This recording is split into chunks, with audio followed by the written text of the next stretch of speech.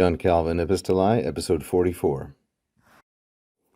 Caeterum quales istic contentiones vos exercuerent, et quales fuveret exitus, nondum certo rescire potui, nisi quad atrocem libellum exi isse audio, novo incendio excitando instar facis futurum, nisi ab alia parte dominus animos retineat, alioqui plus justo feroces et inflatos sicut nosti. Now Calvin gets into the heart of the argument, and so this sentence is quite a bit more lengthy and difficult. But, he says, caeterum, this is a synonym of verum and sed and other such adversatives. But, he says, whatever those arguments, or how those arguments vos exercuerent, how they exercised you, or what trouble those arguments caused you.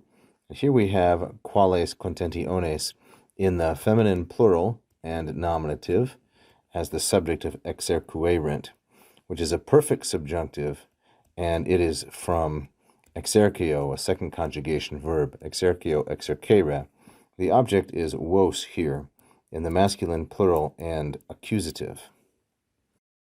Now the second indirect question, and what kind of an outcome, qualis exitus, there was, not yet with certainty, rescire potui, could I find out. So now we see why we have the subjunctive here, exercuerent, and the subjunctive here, fuerit, and why we have these interrogatives, quales and qualis. It's actually quite balanced.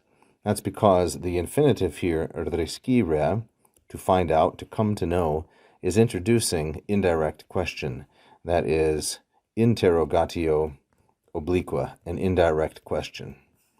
So he says, I have not yet, or I could not, that's the nondum, I could not yet, nondum potui, I could not yet find out, rescire, with certainty as to what sorts of disagreements have exercised you and what their outcome was.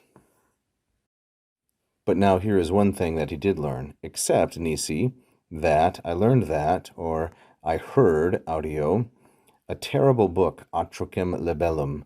So this is from the adjective atrox, which means savage, fierce, or terrible in some way. Except that I hear a very bad little book, a pamphlet, libellum, it went out, exi isse. So this is from the verb exeo, exire, to go out. So I heard that a very bad little book went out. It is a book that novo incendio excitando. Each one of these is a neuter, singular, and ablative. Incendio is the noun here, and this means fire, really, a kind of burning. Novo, a new burning, excitando, and that's a gerundive. Except that I hear a really bad little book went out with a new kind of fire, excitando, stirring up in the image of a torch, instar facis. So what do we do here with futurum?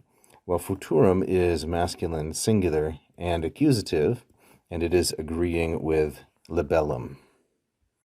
So I'm interpreting this to say, except that I hear a terrible book or a pamphlet has gone out, one that would, futurum, one that would become or would be the instar facis, a cause of fire, instar facis, with this new incendio rising up, excitando.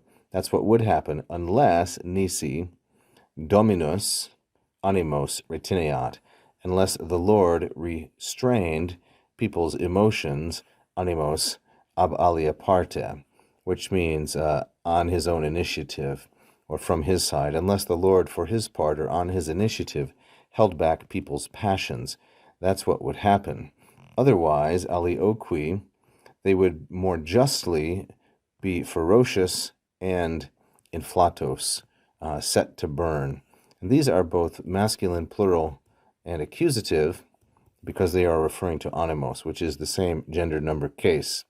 And then he says, as you know, sicut nosti, just as you know. So nosti here is from nosco, noscere.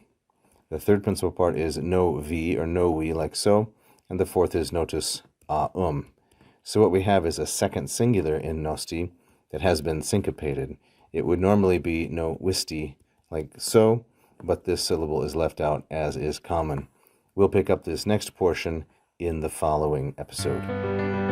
Thank you for watching. I hope you enjoyed that free lesson. Please like and subscribe, hit the bell. You can also become a patron at patreon.com/LatinPerDiem. And if you really loved it, you can leave a tip right here as a super fan. Thank you so much.